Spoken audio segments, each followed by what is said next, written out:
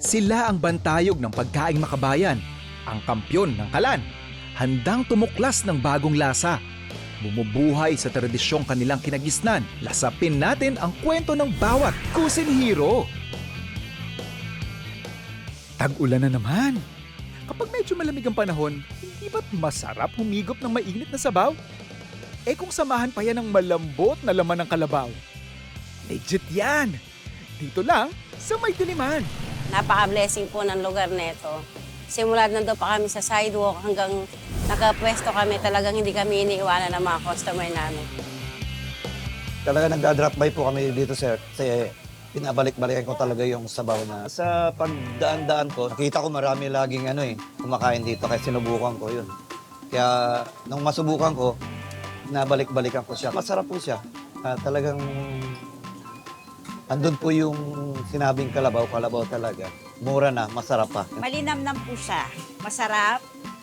Malambot yung karne niya, hindi siya maanggo, at affordable ang presyo. Sulit na sulit. Hindi siya kagaya ng ibang kalabawan na typical na parang lutong kalan lang. Ito, malambot yung karne. Sarap! 2009, may extra lang po si nanay sa kapatid niya. Hanggang sa nagkaroon si nanay ng puhunan na inutang pa niya yung sa Bombay 5,000. Nagpagawa siya ng karito sa kapatid ko. Diyan po kami dati sa gitna, sa island. Yung mga kapatid ko naman, kumakaway-kaway sila sa mga customer para mapansin kami. Mula sa kakarampot na puhunan, ang negosyong kalabawan na tinayaan ng ina ni Marilu noon, lumago at naitaguyod sa pagtutulungan ng kanilang buong pamilya. Pero ano nga ba ang binabalik-balikan ng mga tao sa kalabawan? Sinigang tapos kalabaw din na nilaga, dinakdakan. Nakaka-refresh yung kanya kasi mainit yung sabaw, saka yung lasa ng timpla niya, sakto lang. Kadalasan pong kumakain talaga dito mga taxi driver, mga nagdi-deliver. Ang ano po talaga namin dito kasi kalabaw, yung sinigang namin na baboy, tsaka yung dinakdakan po. Ito po yung dinakdakan namin na wala po siyang utak. Kasi po iba po ayaw po na may utak, iba po dinakdakan, may mayonnaise. May atay, ito po plain lang po. Ito nga po yung tinuturo ko sa mga tauhan ko dahil na hindi habang panahon, mamasukan kayo, mangangamuhan kayo. Kung ano bawang maghiwalay-hiwalay tayo, meron kayong matututunan dito. Yun lang gusto kong matutunan nila, yung tingnan nila yung ginagawa ko. Kasabay ng pag-unlad ng kalabawan, layunin ni Marilu na walang maiwan ni isa sa kanyang mga tauhan. Kaya tinuturuan niya ang mga ito kung paano magsimula ng simpleng negosyo. Proud po ako na nakakatulong po ako sa kanila kasi napag-aral nila anak, meron po dyan na napagtapos niya na yung pag-anak niya. Malapit na.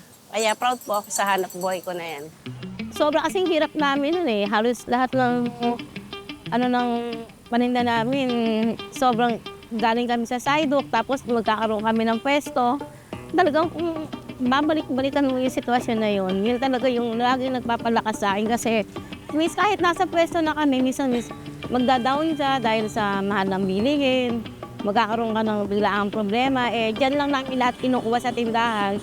Kaya nagiging na lang sa akin, lalakas yung loob ko, yung babalikan ko yung panahon na nasa sidewalk kami. Kaya hanggang ngayon, sobrang mahal na mahal ko yung hanap buhay namin na yan.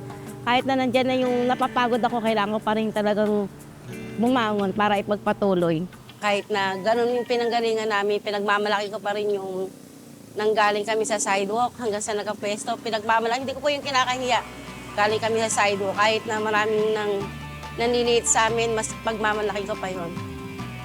Dahil sa marami ako natutulungan, lakas ng loob, tapang, sa mahalin mo yung hanap buhay mo.